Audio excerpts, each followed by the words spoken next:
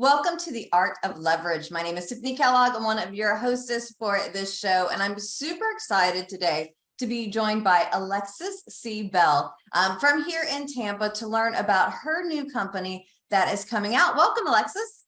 Thank you so much for having me. Okay, so I need you to share with us a little bit about this new venture that you have. So we've been in business for about 13 years as a professional services firm, but just in the last couple of years, we have started working on technology. And this is very exciting for me. I think that it's been about 20 years that I've been working on the algorithms, slowly evolving it, using it in the background where nobody really knew about it except for me. And it's very exciting. So what we do is we take and analyze the financial statements of publicly traded companies, and we risk score them for what we call reporting veracity. So this is the risk that they have inauthentic financial statements. You can think of that as, are they lying? It's sort of like a truthfulness measure, if you will. Okay, so you said you've been working on this algorithm for 20 years. Why did you start? Why did you come up with this idea? And why is this going to matter to people in the future? I started using it when I was doing fraud investigations myself. So my job was people would hire outside counsel would hire my team, and we would come in and do investigations. There would be some sort of allegation of fraud. And I was always worried that maybe that was not the biggest case that was, fraud case that was going on. Maybe there was something else that was this huge monster that was out there. And what if I missed it? Because I had access to everything, to all the people to talk to, the data to analyze, documents, everything. And what if I missed it? So I started to develop this analysis as sort of my own personal comfort of making sure that I didn't miss anything and that I was looking where I needed to based on risk. Then later in my career, I was responsible for leading a global anti-fraud program for a European public conglomerate. So now I had a certain amount of budget, certain amount of people, but I had lots of operating companies in many different industries around the world.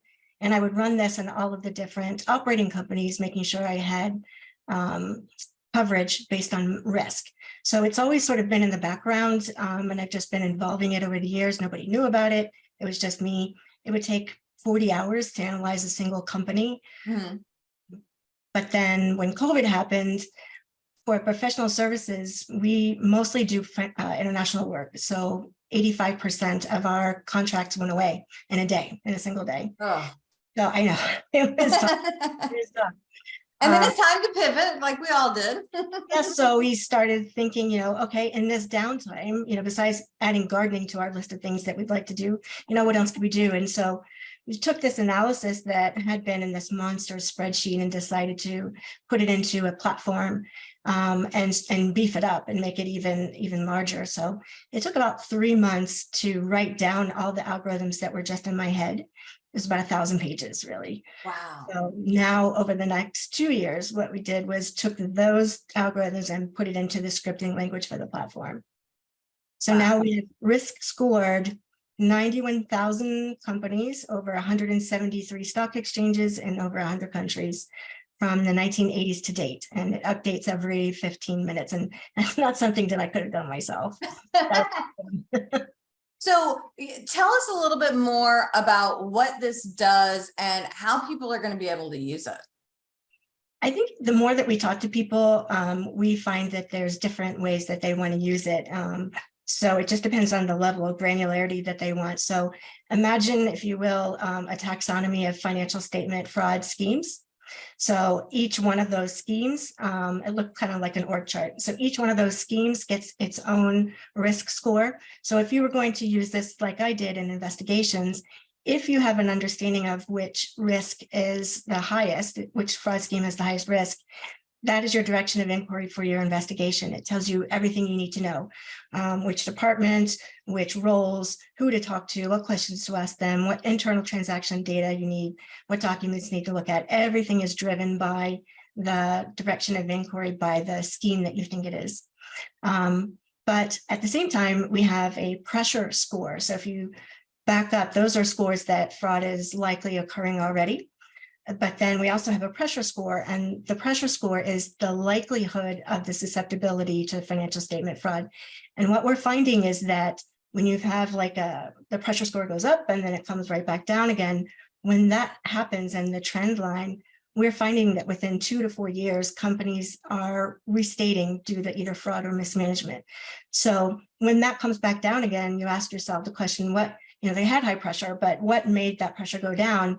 And then you start looking at the taxonomy of the fraud schemes, and you can answer the question, was it something that was from fraud? And you can see exactly where.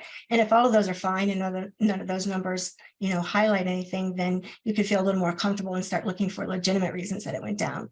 So that's one example that you could use it. Some regulators have said that they would want to use it for the market that they're responsible for, looking at things at a more macro level, which is very interesting because we can look at things at the country level, we can look at it at the sector level, and get an understanding of, for example, if you took the United States and you said, which state has the highest propensity for revenue recognition fraud, we can answer that question. Do you happen to know that, or off the top of your head, or that's just don't have it right off the top of my head? But yes, we can answer that question. I do look at overall for the United States. I do see daily the which sectors are having the highest pressure. And for a long time, for example, it was mining. Mining had the highest pressure out of everybody. And then probably in the last 4 weeks, it's changed. And now it's transportation. And if you look at in the news, the things that are going on, it makes sense. So you mentioned, go ahead. Some other use cases, for example, if you're an enterprise company, then you might have several hundred or several thousand publicly traded companies that are your suppliers. And so they can run this analysis. We can just upload their suppliers and then get it very quickly, be able to see where the risk is for those, both on the pressure side and then also on the asset revenue overstatement side, the fraud schemes. In the United States, for institutional investors, so you can think of things like pension funds, you can think of state level investments, you can think of large institutional investors over $100 million. Every quarter they file a report, and we get that report, and then we can say it's public. We can see the scores for all of these and which particular companies are pushing those scores, the risk scores higher. So you can see exactly what's going on with your whole portfolio, as an example. So you got this, what sounds amazing. Is it out yet, or we're still finishing up and it's going to be out soon? Pressure launched in February on Valentine's Day at the Synapse conference here in Tampa, which was exciting. Oh, wow. So the asset revenue overstatements will be finished probably in the next 2 weeks. So we've gotten most of those done. Just the last 25% should be done in the next 2 weeks. Gotcha. And then that's okay. Then we'll start testing the efficacy for that. So how well were we able to find the restatements and historical? Gotcha. So you're kind of using the historical data to help be like, this is what's happened, this is what's been done.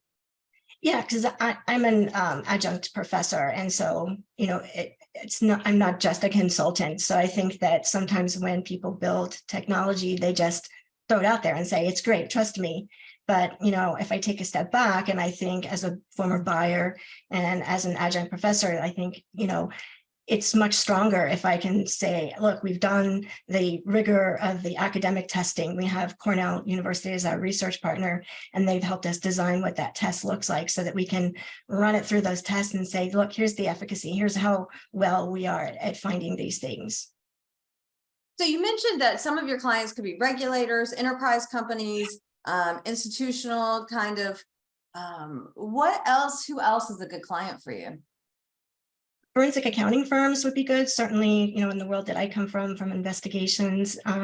Insurance companies, it's interesting that insurance companies, we imagined that they would want to use it for their large corporate clients to maybe, if they have high risk, to adjust their premium. But in fact, that's not what they want to do. What they're talking about is saying, we value our large corporate clients. And so if we see that they have the increasing risk, especially on the pressure side, since you get this leading indicator several years, then they would send in professional services to help them better manage their risk and better understand their risk. So just as a value add, it was a very different way, I think, to think about it in insurance.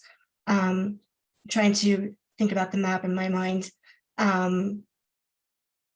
audit firms would be able to use this. So SAS 99, the considerations for fraud and some of the risk assessment, the AS 240 requirements, they have to look at the risk of financial statement fraud in the financial statements. And this does that for you. So it gives you that, again, that direction of inquiry. And in that brainstorming session, we would often, sit around and I would be the person that would say, here's all of these risks based on this area that we're looking at, but it would be very much a thought exercise.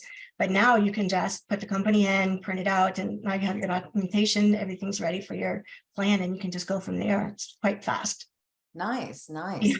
So you've got these kind of clientele that you want to work with. We're growing this new business. This podcast show is all about leverage. So I'm curious, how are you leveraging your network? How are you planning on getting those new clients through the door? So my business partner, Paul Dunlap, and I have been in the fraud risk management space for, many decades. I don't want to say how many decades, but many decades.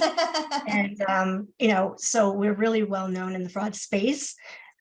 So we are leveraging our network in that and the audit space. And through our network, that's how we're getting these discovery calls. It seems like we really need those warm introductions, people that have known us for, 10, 20 years to say, yep, I've worked with them for a long time. They do great work and you can trust them. And then we get that discovery meeting. If we try to do it cold calls, it's not really working as well, we're finding. And like, as an example, we don't have anybody in our network for capital markets. And I would love for people in capital markets to be able to use this for their, not to take away from the analysis that they do.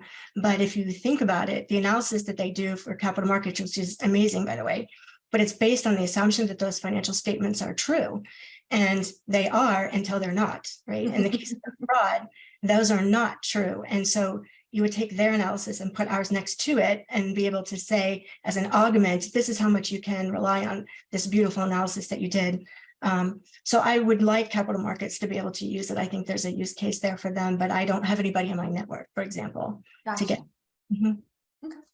So again, at Asentiv, it's about leveraging, and it's also about creating that amazing business and spectacular life. So what's the vision you have of this kind of budding new company that has been created that it's going to create in the next 5 years? I don't know if I can get it all done in 5 years, but just my vision. maybe 7 years, 10 years, we can spread it out if we need to. Sort of where I see this going is that because it is a global solution, we have data for global markets. Sort of next on our roadmap is to be able to do private companies. So if you think about it just real quickly, that when a company puts their paperwork in for their IPO, they give several years of private. So we're already doing those calculations for private now. We just need to build the pipeline to ingest the private companies. But what I would like to see happen is the regulators using it for the governance for the overall for the markets. Then the people that are trading, making trade decisions, I'd like to see them use it. Then for the governance, risk, and compliance. So if I'm a publicly traded company, then there are several different departments that could use it in finance, treasury, audit, investigations, risk, for example. I'd like the audit public accounting firms to be able to use it so it makes their job a little easier and a little bit faster, at least for this part, to help them out.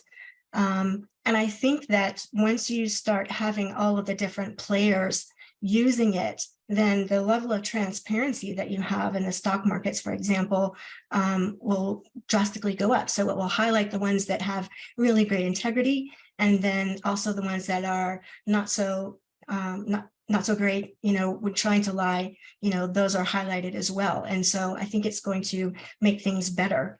That's what I would like to see happen.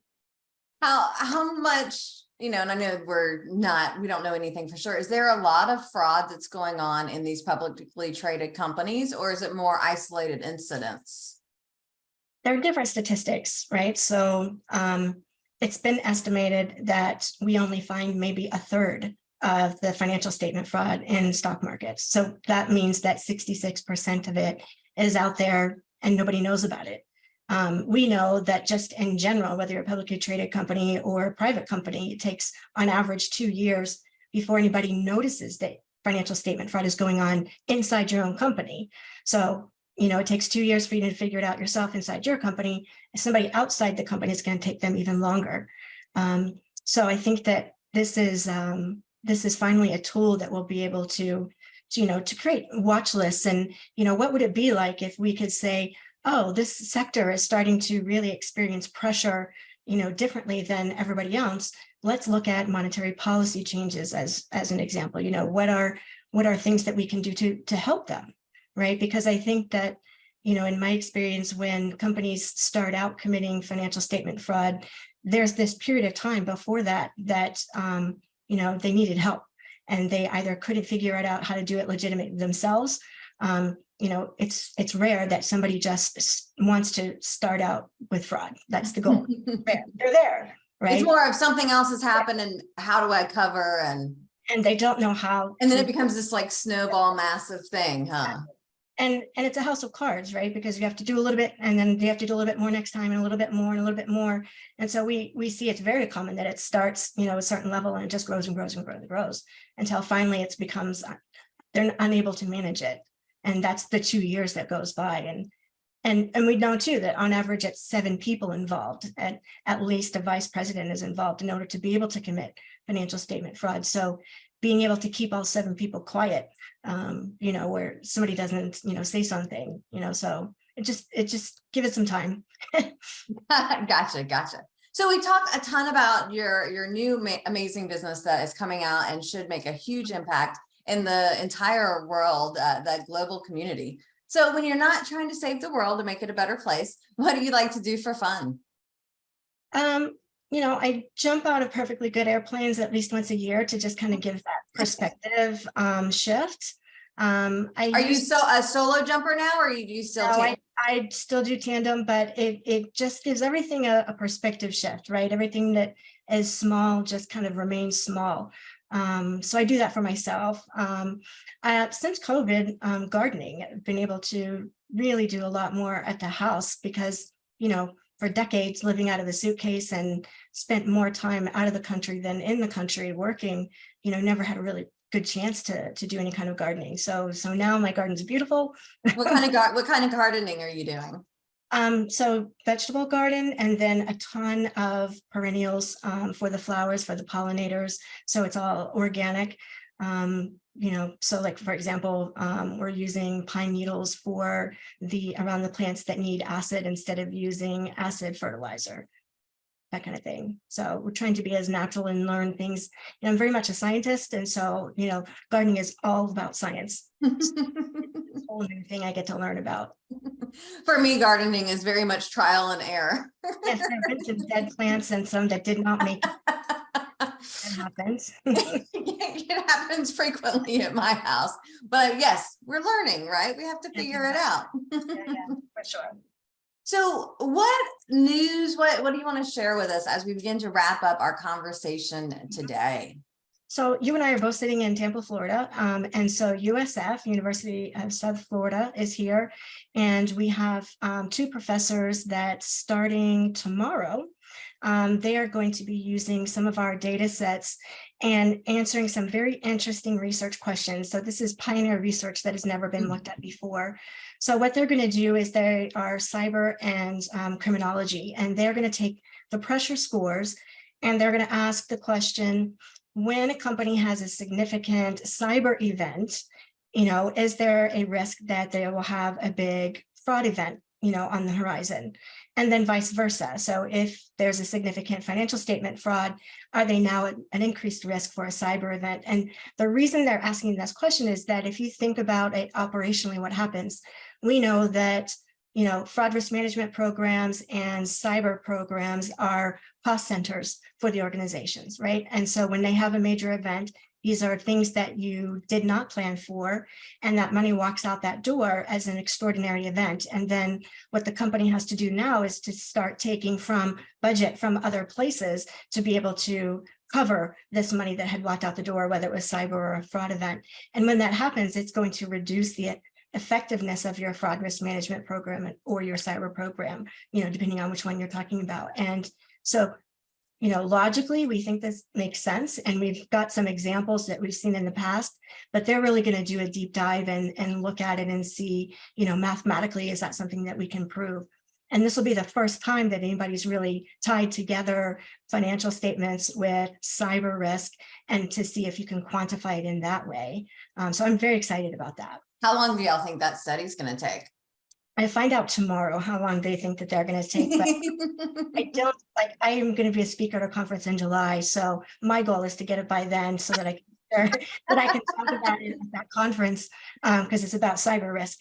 So I want to be able to do that. But we'll keep our fingers crossed for you. Yeah, I mean, it's exciting. And then I think that, once they can show that, I feel confident that they'll be able to show that, then there's other data sets I can get in front of them and answer even more exciting research questions.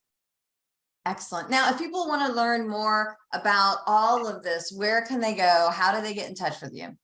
Well, we separated out the technologies and showed a signal analytics. So we have a website just for that product, and it's shotascores.com, SOTASCORES.com, to find out information about it. You can go there. Now, you shared with the Shota earlier. It's a word that comes from where and means what, you said? I was like, I always love learning things like this. So Shota, with the special characters, is a Lakota Sioux word. So Lakota is an indigenous tribe in the Dakotas, and excuse me, it comes from one of the bands. And Shota translates to smoke, and so that means that it's smoke signal analytics.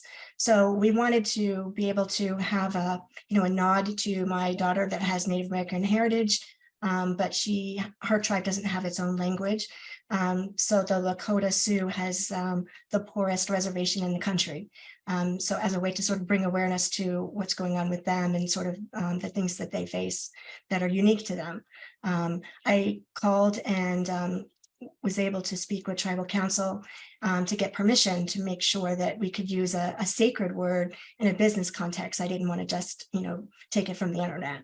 And they said, great, go ahead, good luck. And then I talked with the Lakota Language Consortium to make sure I was saying it properly, because I didn't want to say it wrong, to make sure that was going on. So yeah, we're very excited about that. And I think that once we get to a certain point, we'd like to be able to actually travel up to the reservation and sit down with tribal council and see, what their needs are, and where we can, see if we can help anywhere. That is amazing to be able to bring awareness and bring help, all while helping make the world a better place with that transparency. We got to make sure things are the way they should be. Well, Alexis, I want to say thank you so very much for your time to share with us what you're leveraging in your world. I look forward to hearing how you do, if it's 5 years or 7 years to get there. And maybe we'll be checking back in with you to hear about that study once they get done. Did you say UCF or USF? USF. All right, yes, USF, about 15 minutes from my house, amazing university. So we look forward to hearing from that study as well. Thank you for being here. Thanks everybody for watching, and we'll see you next time. Happy networking, y'all.